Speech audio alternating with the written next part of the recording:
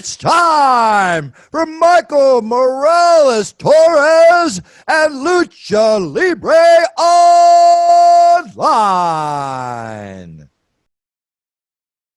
Saludos a toda la afición de la lucha libre. Este que les habla es Michael Morales Torres, integrante del equipo de Lucha Libre Online, y con mi co-anfitrión directamente del universo latino, Fabricio Solano, y de Acción Wrestling de igual manera. Y tenemos el enorme privilegio de presentarles a nuestros invitados en la tarde de hoy. Ellos son directamente desde Estados Unidos, anteriormente conocido como The Ascension, ahora son The Awakening, the Big Con himself, and Vic the Space Lord. How are you guys doing today, sir?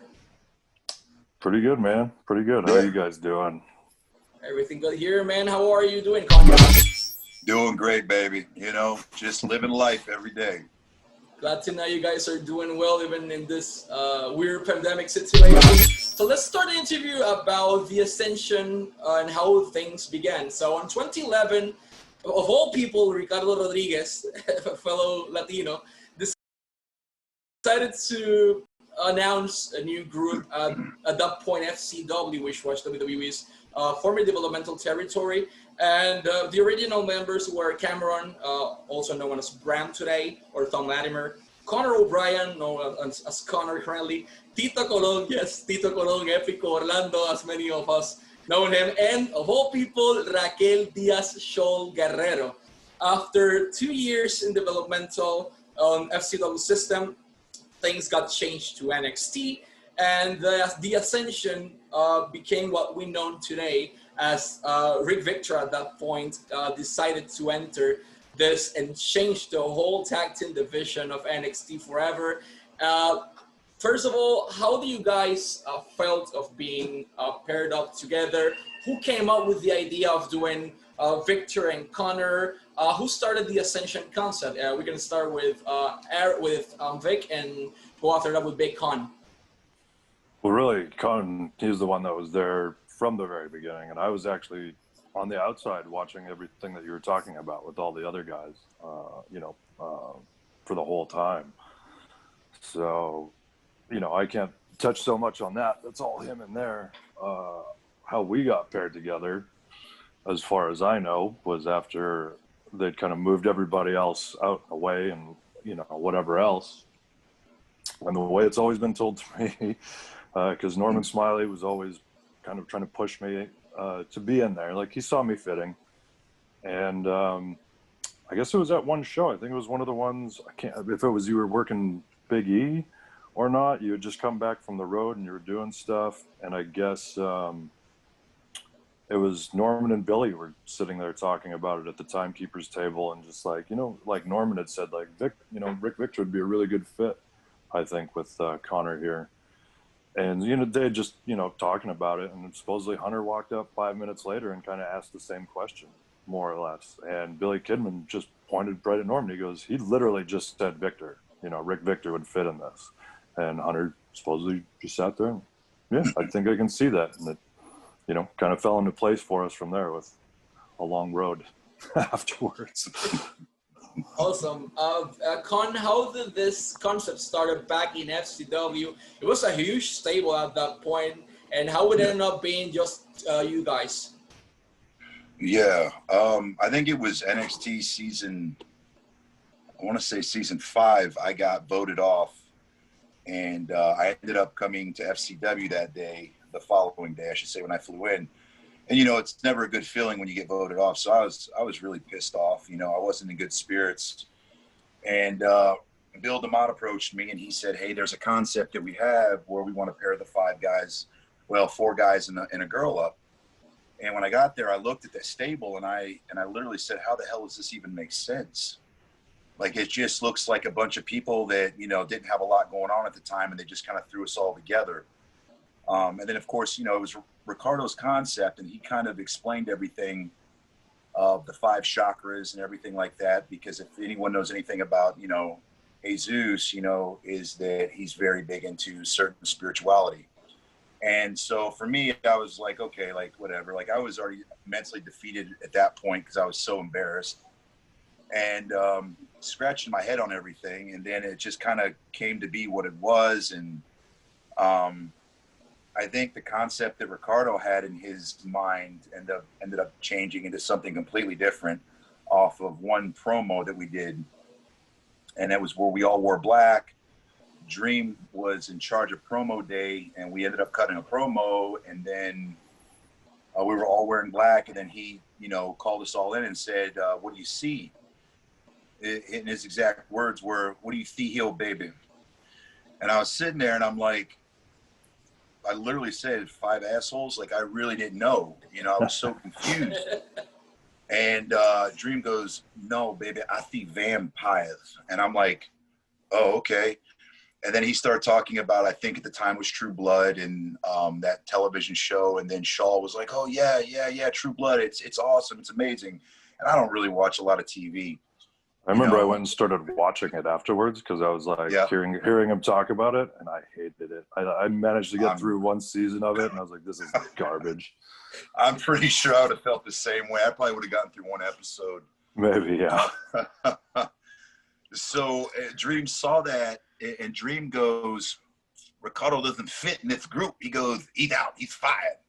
And I'm sitting there, and I'm like, oh, shit, like, that's not how it's supposed to go. Like, this was his concept, and so it was just really awkward. And then as time went on, you know, I love Ricardo, but as just time went on, it just went through all these transitions, and you know, you saw like the very goth development of it, and then it turned into what, you know, when Vic and I got together, it was this badass heavy metal version of it.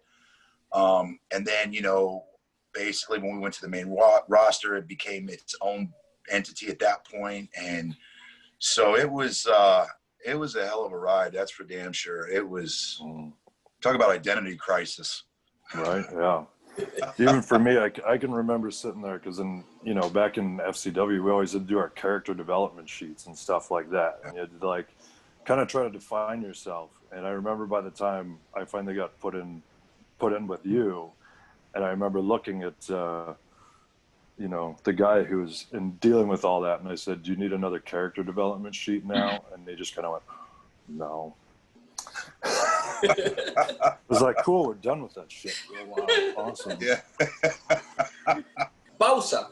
Vic menciona y dice que movieron a todos fuera allí y que Norman Smiley fue el que los puso juntos. Se le pregunta sobre este concepto inicial de The Ascension, compuesto originalmente por 5 integrantes. Tenías a Ricardo Rodríguez, que era el integrante original, el de la idea principal.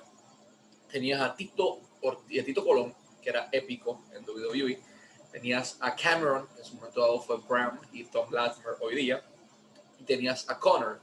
Junto con ellos había una chica, y esa chica se llamaba Raquel Díaz. Eventualmente Shaul Guerrero, la hija de Latino Hit o Latina Hit. Este stable de Ascension se construye en FCW en el año 2013. Y entonces surge con la idea del mismo Ricardo y del resto de las personas.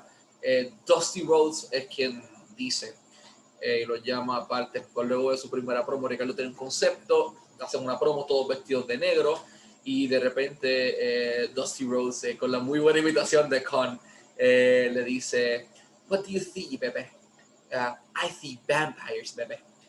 Refiriéndose a que en aquel momento dado cuando los veía a ellos, un grupo de vampiros, porque todos estaban vestidos de negro. Así que el concepto original de The Ascension eran 5 vampiros, pero posteriormente sacan a Ricardo Rodríguez porque no encajaba en el grupo, irónicamente siendo el personaje principal en un inicio.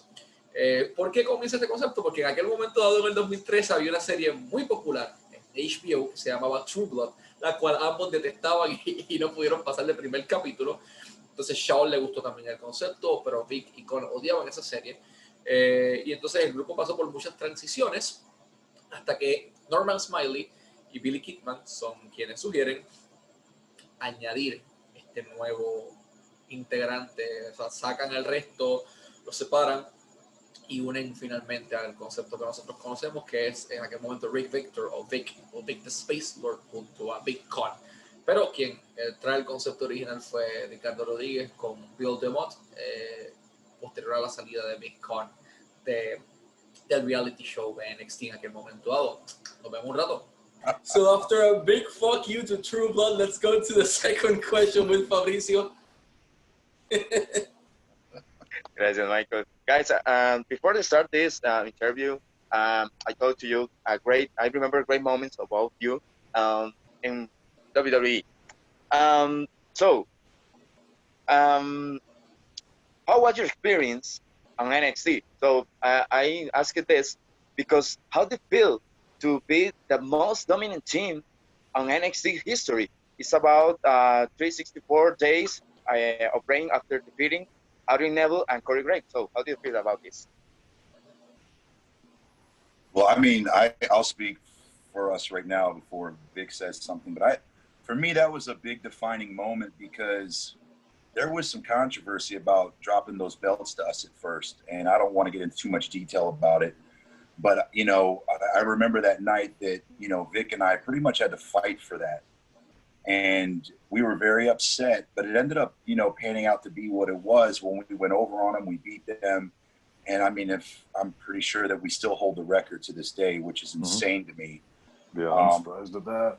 Yeah, right. And so I think you know, the grand scheme of it all, like just to this day, it still feels pretty fucking cool because honestly, we can still say we're the longest reigning NXT Tag Team Champions, which is insane to me. But especially with what they've done with NXT afterwards and every, you know, they've had some pretty awesome teams come in and come pretty close afterwards. So you know. Absolutely. I know, like when I think back about it all, like for us, like everything felt like such a fight all the time. Like it didn't matter how it looked to everybody else on the outside. It felt probably completely different to us on the other side because we were really just constantly doing everything we could to prove ourselves. You know, it didn't feel like there was ever a day that we went to work and we weren't trying to prove ourselves one way or another. So, but you know, to get up to that point, even that day was crazy. You know, I'll just still remember you know, that was one of the few times we got to sit out there and laugh for a while afterwards when, you know, the dust had settled, I would say. Fabricio siempre con las preguntas interesantes. Se le pregunta a The Ascension y se habla de aquel histórico reinado que hasta el día de hoy es el reinado más largo como campeones mundiales en parejas de NXT en la historia de la marca. Se le pregunta sobre, pues ellos le ganaron en aquel momento dado a Adrian Neville y a Corey Graves. Entonces, ellos dicen que ese es un momento que los definió, le contestan a Fabricio. Hubo mucha controversia para darle los títulos en aquel momento dado. No quisieron entrar en detalles de cuál fue la controversia, cuál fue la pelea que hubo antes, pero no se los querían dar. Victor y Conor pelearon para que se los dieran y se cumplió lo que se les acordó, lo que se les indicó. Y pues al día de hoy es el récord. Y entonces ellos siempre les encanta recordar eso. Siempre era una pelea por todo en aquel momento dado, dice Vic. Nada era fácil, había que pelear constantemente por lo que se ganaban las personas en aquel momento dado en NXT. Y estaban constantemente probando su talento de alguna u otra manera. Nos vemos un rato. So the second team that got closest, it was Blake and Murphy. I think it was 219 days. So they were not even close. The other teams experienced like 180 days, the maximum. So that's still the most dominant tag team reign, highly possible in NXT's history. Let's talk about the creative process on NXT and on the main roster. Here things are going to get a little bit more complicated because I've heard some wonderful things about what people consider the developmental system, NXT. And I've heard good things and bad things from the main roster. I want to know your experience on Censor. I mean, you guys were there for a whole while. You went from being the most dominant tag team in NXT history to barely be seen on television, which pissed a lot of us off. We were highly disappointed on that because as soon as the Ascension got the call up to the main roster, I remember I was starting like, okay, this is their big moment. They're gonna squash everyone in a few matches. They're gonna be tag team champions in a month, and then they're gonna be with the titles for a whole year. And nothing of that happened, unfortunately. How can you guys describe the creative process in both NXT and the main roster? Well, I think when it comes to the creative process, we had a lot more freedom when it came to NXT. Like we had more input. We were allowed to come up with more ideas and concepts.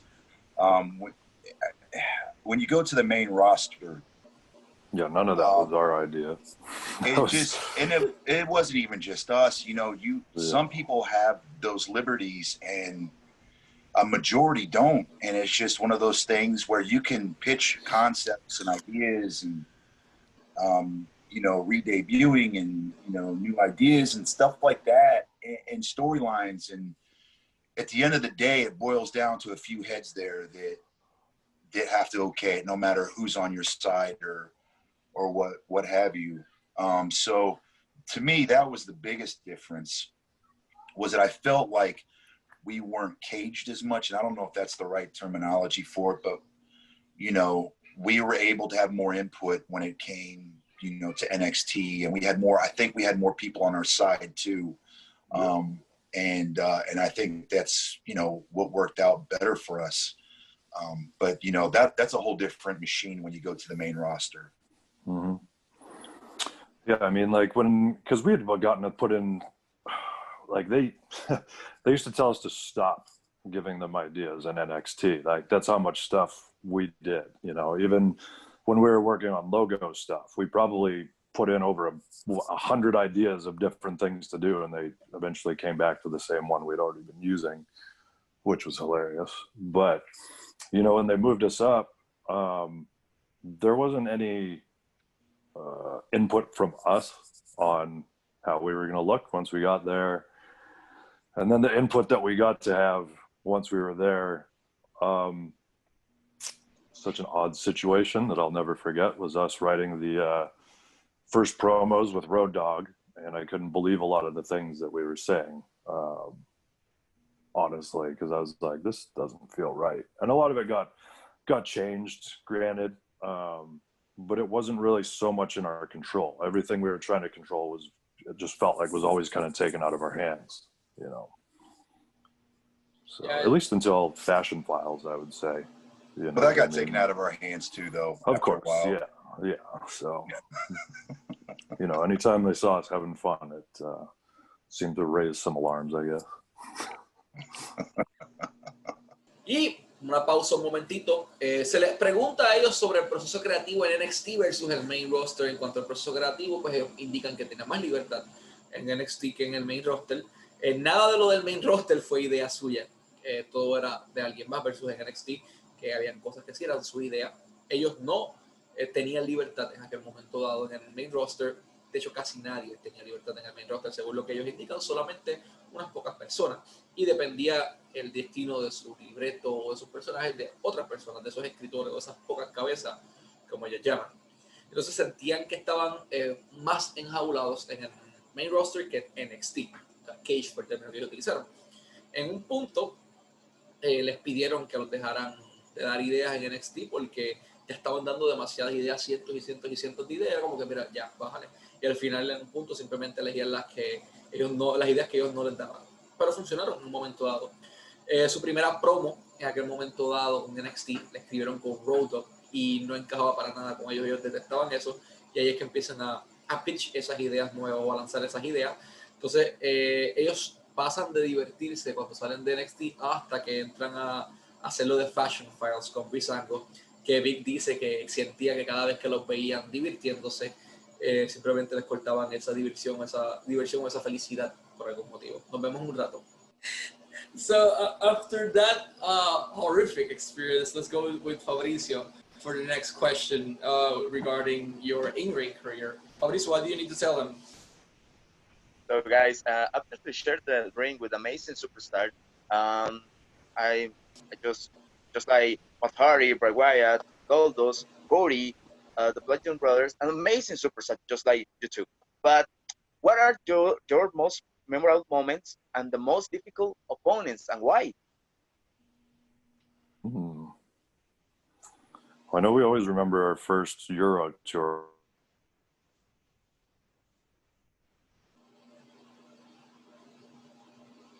Difficult for Titus and making us all laugh in the ring.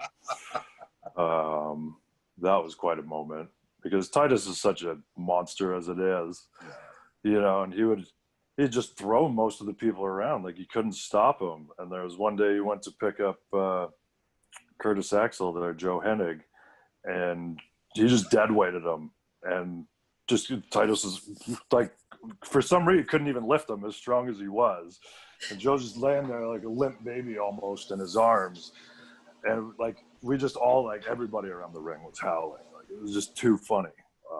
And then Titus just being like, man, and then he just throws him to the side, you know, because he couldn't do anything else with him. But everybody had tears in their eyes from how funny that was. Yeah. You know, that always sticks out to me.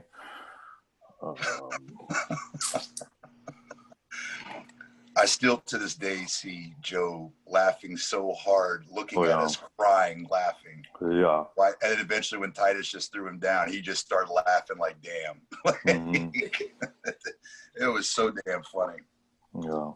I liked, you know, I liked the moment that we had, and I'll revert this to NXT, when we got the Wrestle 2 cool. I thought that was pretty badass. Yeah, definitely. You know? I feel like I remember more NXT stuff now than I do really remember main roster stuff. Like, even when we first got to start working with Kenta and Finn, and that was super exciting because, like, before that, we'd only, you know, we got Camacho and Hunico, I think is what they called them at that time. And then, you know, and then eventually, like, there was such a gap between, like, working guys like that and then getting to eventually, you know, work with Kalisto and Sin Cara, and then even the Vaudevillains. Like, there was such a big gap between there. Like, and even when Big Cass and Enzo, when we were working with them, like, they were still growing so much. And we were all still growing, granted, but, like, I remember more of those things,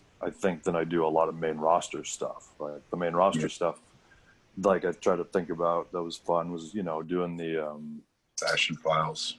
Yeah, that, and like the Cosmic. Stardust, the Cosmic Wasteland. That's the one I was looking for. Like, in that stuff, because there we got to actually, like, have more fun, and it wasn't so pigeonholed, I guess, you know, more or less. And you know what's funny about that too is, you know, bringing those moments up is that that's what the fans seem to remember the most, and that's what they seem to enjoy, you know. And you know, I'll always say this, and I've always felt this way, and this isn't nothing that I wouldn't be afraid to say to anybody, you know, there, is that I just felt like it was money left on the table. I really do.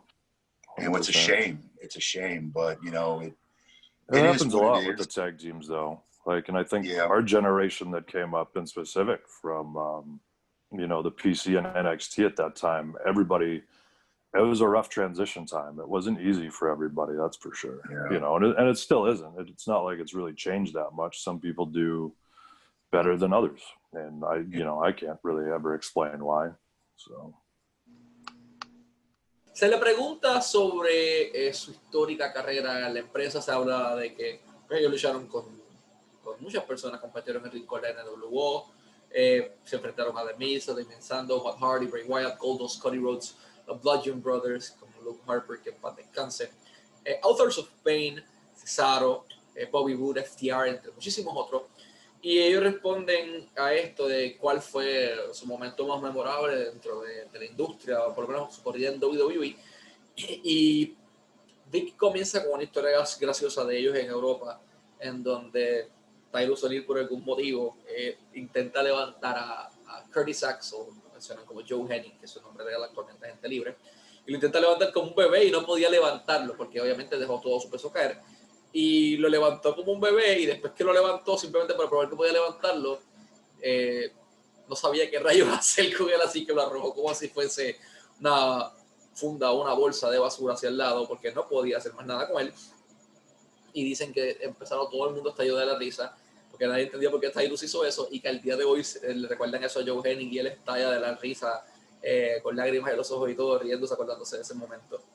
Connor dice que le encantó el momento en donde tuvieron la oportunidad de enfrentarse a Tupo en aquel momento dado en NXT, y hablaron también de haber enfrentado oponentes como Kenta, Finn Balor, los Vaudevillains, los Lucha Dragons, que eran en aquel momento dado Sin Cara y Kalisto, hasta Único y de Camacho se habló en un momento dado. Dicen que se divertían más en NXT y que sentían que había mucho dinero todavía encima de la mesa que podían sacarle a la situación, al igual que a la empresa, pero lamentablemente no se aprovechó. Vic dice que pasaba mucho con esos equipos de aquel momento dado, con los equipos de su generación, como le llama, que era difícil esa transición de NXT al main roster y que eran muy pocos los que lograban tener spotlight. Así que nos vemos un ratito. So after this incredible stories, I want to say something in Spanish to all our fans, even though this is going to have closed captions at this point. Yeah, it's kind of weird, but it's better if we say it in Spanish. Así que The Awakening tienen toda su mercancía disponible en prowrestlingtees.com/FKA Ascension, prowrestlingtees.com/FKA Ascension. Al igual que esto, tienen su nueva camisa disponible como parte del Grudge Match Brand, el Awakening Shirt. Pueden buscarle en Grudge Match Brand. Aquí también le va a aparecer el enlace al final en los comentarios. Pueden seguir a ambos en Twitter como Big_con1. Y a Vic lo pueden seguir en Twitter como Vic the Space Lord, de igual manera. En Instagram los pueden seguir a Con como Big_con1. Y en Instagram pueden seguir a Vic como Vic_the_Space Lord. So thank you guys so much for the opportunity. We hope to have you in Puerto Rico really soon once this crazy pandemic is over, to be here for Demon Mania, so you guys can see some beach and maybe rivers and a little bit of everything, have some good That'd be food. sweet. So once this situation is over, we guys hope to have you here. Thank you so much for your time, and we will always wish you the best of luck in your future projects. Thank you so much. Thank you for having us. Thanks for having us, guys. Hope to see you soon. Thank you.